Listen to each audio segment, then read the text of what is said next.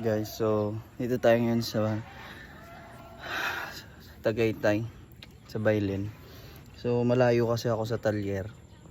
And ngayon first time ko gagawin to.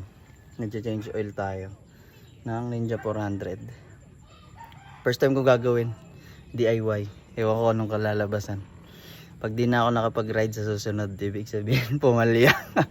Alright, let's go.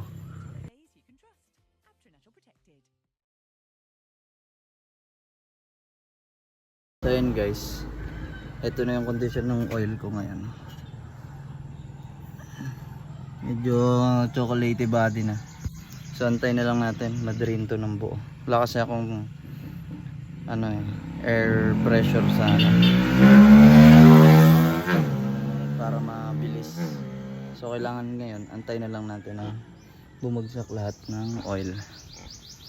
Guys, para sa mga nagtatanong kung ano yung gamit natin na langis, pinagkakatiwalaan ko lang ay Shell long ride 10W40.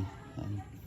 1 liter, pero ang kailangan natin is 1.8 kasi di pa naman ako magpapalit ng oil filter.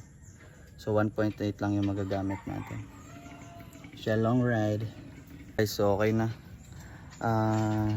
medyo na-drain na lahat. So babalik na lang natin tong drain plug.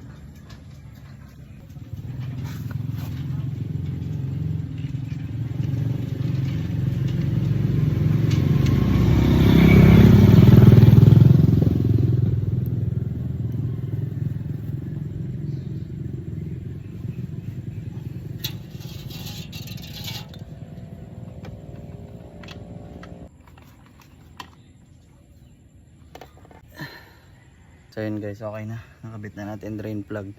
Ngayon, buksan na natin itong Shell long ride. Yun. Dalawa yun.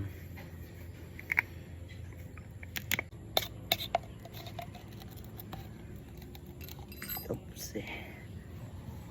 So ngayon guys, bubuksan natin to. Yan. Ito natin lalagay yung langis.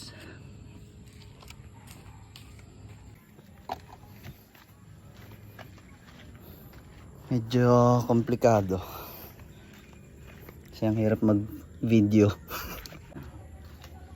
So yun guys, alright, down and isa. Alright, so okay na yan guys, tatakpan na lang natin to.